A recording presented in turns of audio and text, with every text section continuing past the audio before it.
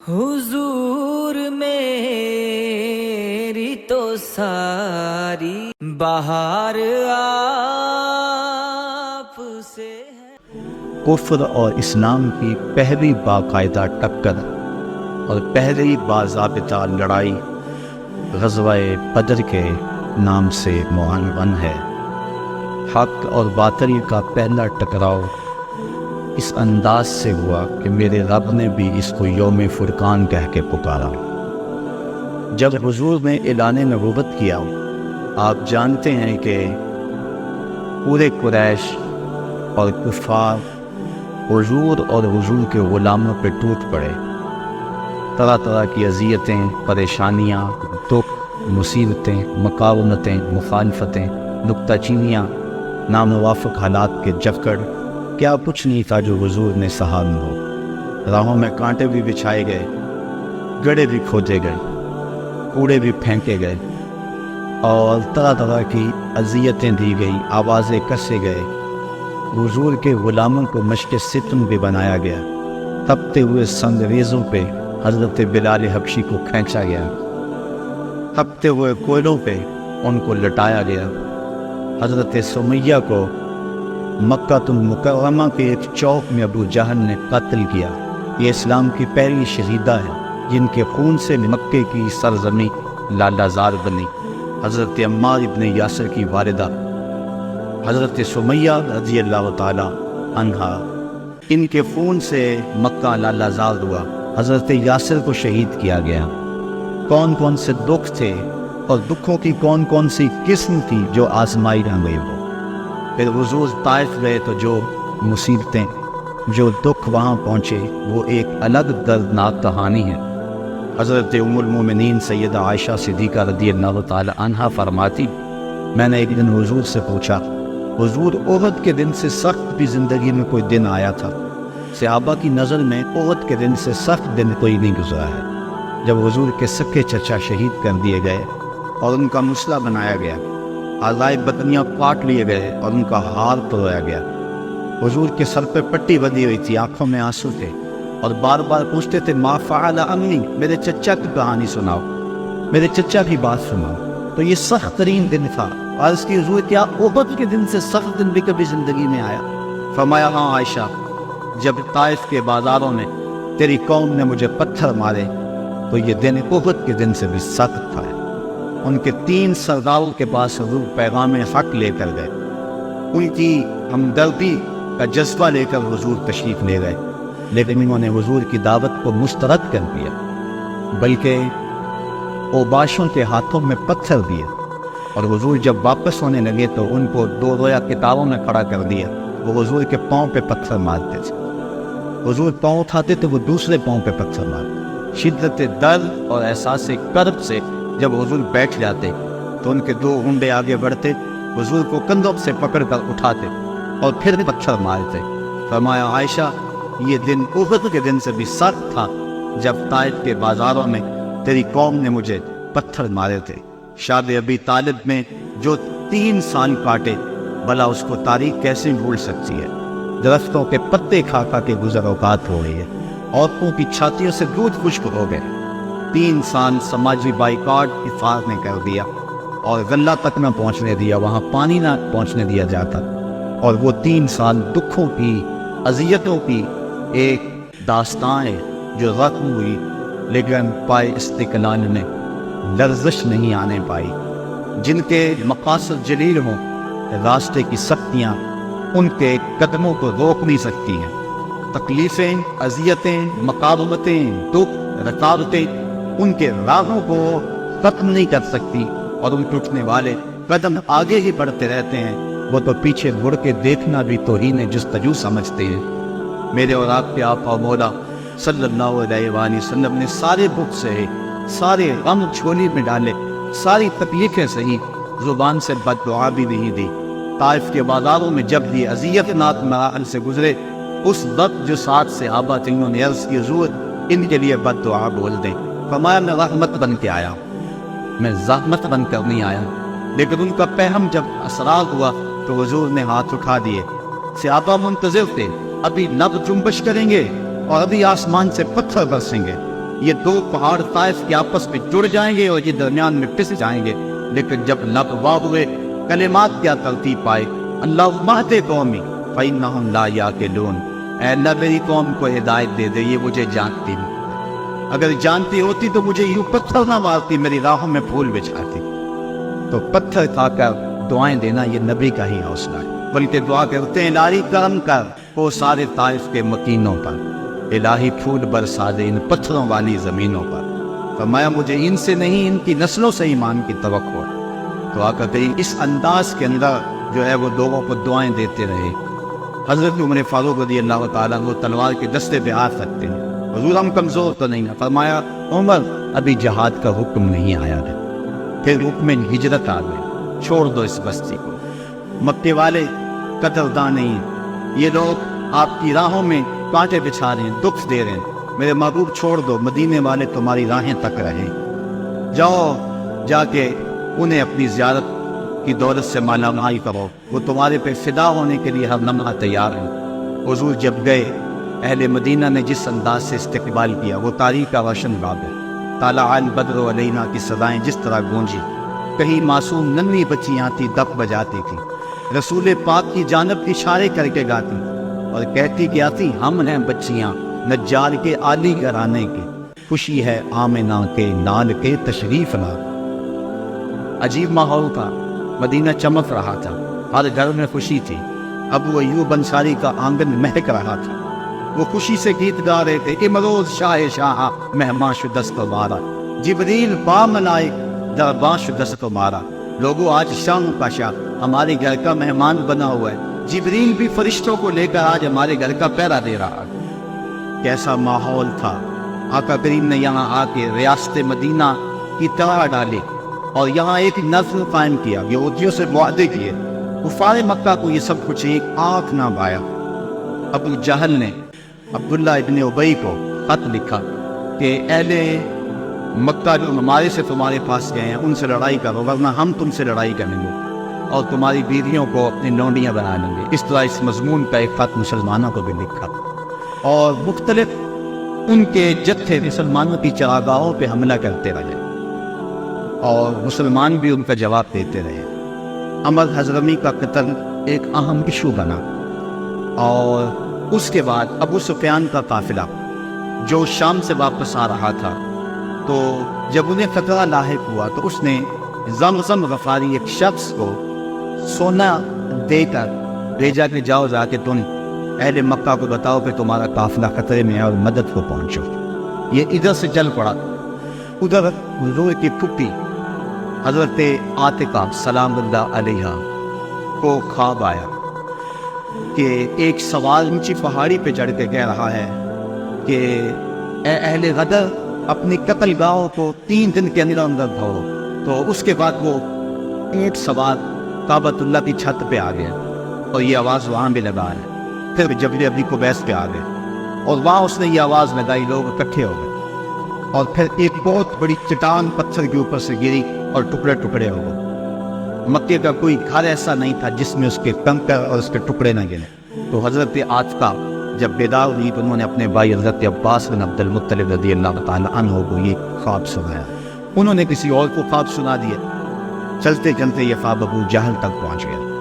حضرت عباس بن عبد المطلب سین حرم میں طواف کے لیے گئے تو ابو جہل ایک ٹولی کی شکل میں بیٹھا ہوا کہنے لگا، بل فاضل بنو ہاشم میں ایک نبی کافی نہیں تھا کہ ایک نبیہ نے بھی اعلان کر دیا؟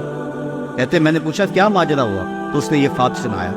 میں نے ٹال مٹول کر دی، لیکن اس نے خوب پراپیگنڈا کیا، بلکہ کہا کہ اگر 3 دن تک کوئی ایسا واقعہ نہ ہوا تو ہم چمڑے کے اوپر لے کر کعبے کی دیوار سے لٹکا دیں گے کہ سب سے جھوٹا خاندان بنو ہاشم ہے۔ حضرت عباس رضی اللہ تعالیٰ عنہ فرماتے کہ میں جب گھر گیا تو مجھے عورتوں نے سخت کوسنے دیے کہ وہ بدبخت پہلے تمہارے مردوں پہ بات کرتا تھا، اب عورتوں پر بھی باتیں کرنے لگ گیا۔ کہتے میں غصے سے نکلا، میرا خیال تھا جب ملے گا اگر کوئی بات کرے گا تو پھر میں اس کو خوب جواب دوں گا۔ یوں ہی میں سین حرم میں داخل ہوا تو ابو جہل بھاگ رہا تھا۔ میں سمجھا کہ شاید میرے سے ڈر کے بھاگ گیا، لیکن ماجرا کچھ اور تھا۔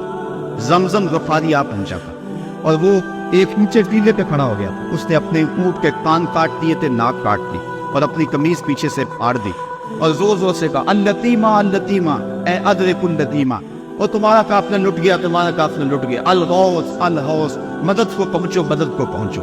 کہتے ہیں بھگدڑ مچ گئی، کیونکہ اس قافلے میں پورے مکے کے لوگوں نے مال لگایا ہوا تھا، لہذا جلدی جلدی وہ جنگ کی تیاریاں کرنے لگے، اور 3 دنوں کے اندر اندر وہ مکے سے کوچ کر گئے۔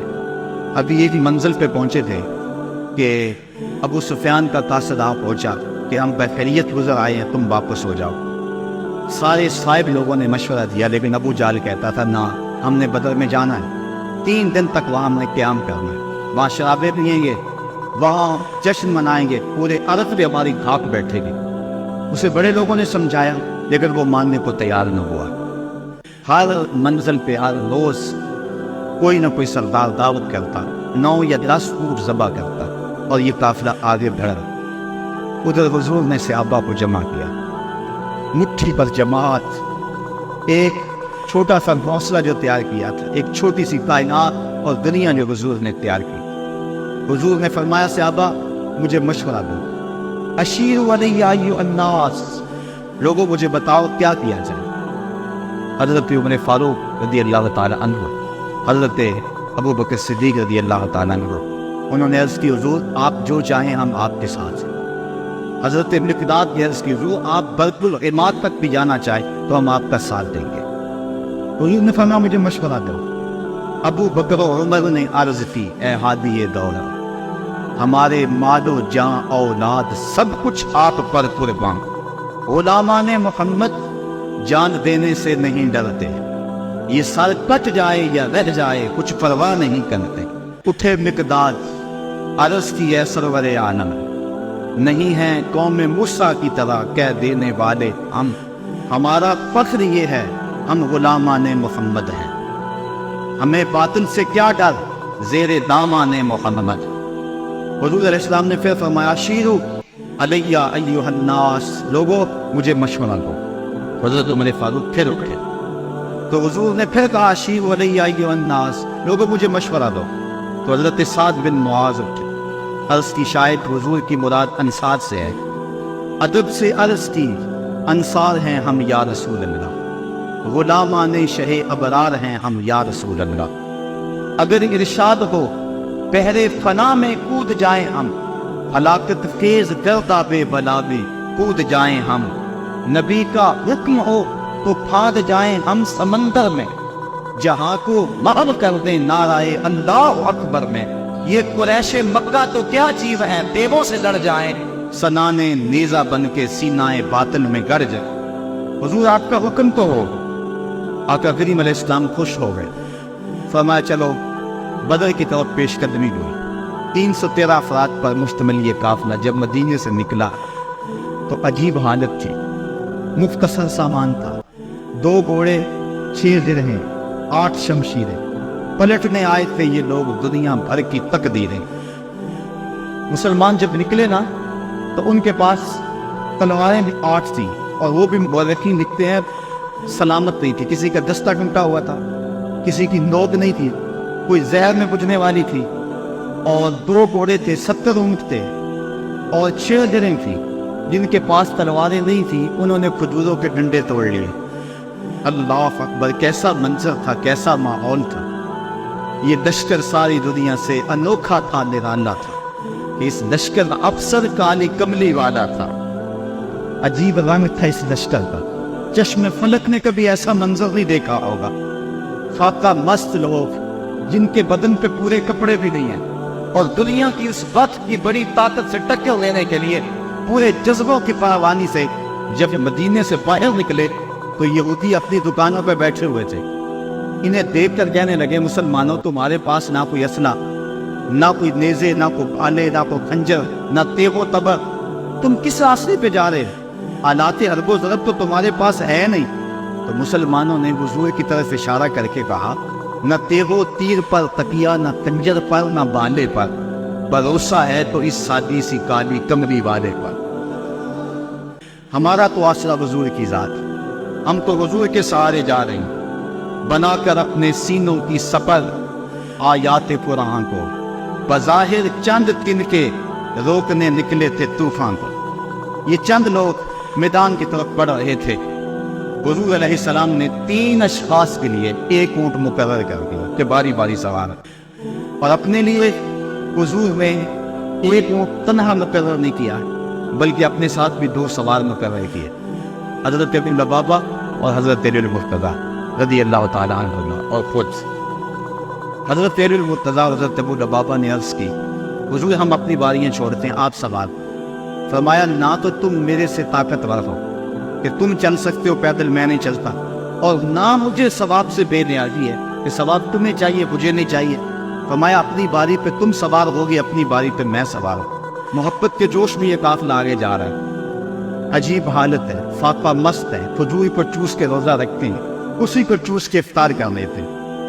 راستے کے اندر ایک جگہ آئی مرج الزبیہ، وہاں ایک چرواہا بکریاں چرا رہا، ایک صحابی نے کہا سلم علی رسول اللہ صلی اللہ علیہ وسلم، یہ حضور انہیں سلام کرو۔ وہ کہنے لگا میں تو نہیں سلام کروں، میں تو سلام تب کروں گا اگر یہ بتائیں میری اونٹنی کے پیٹ میں کیا ہے۔ حضرت سلمہ بن سلامہ 9 کی عمر ہے، چڑھتی جوانی، انہوں نے اس کے پاس جا کر کہا یہ بات کو حضور سے پوچھتا ہے، یہ تو حضور کے غلام سے پوچھ لے وہ بھی بتا دے گا۔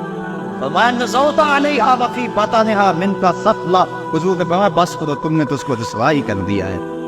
تو حضور آگے بڑھے، جب حضور وہاں پہنچے تو کافروں نے پہلے ہی اونچی جگہ پہ پتھریلے علاقے میں پڑاؤ ڈال لیا ہوا، وہاں انہوں نے اپنے خیمے گاڑ لیے تھے، اور جس سمت حضور تھے یہ علاقہ نشیبی تھا اور ریت تھی، چلتے ہوئے پاؤں دھنستے تھے اور چلنا مشکل ہو رہا تھا، سخت گرمی، 17 رمضان۔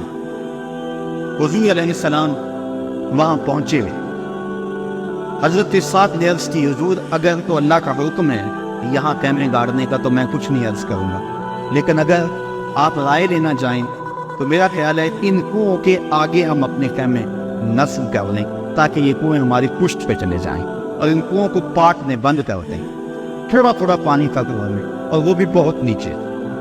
اب جب حضور وہاں پہنچے، یہاں مورخ اسلام حفیظ جلندری نے وادی بدر کی فریاد کو بیان کیا ہے۔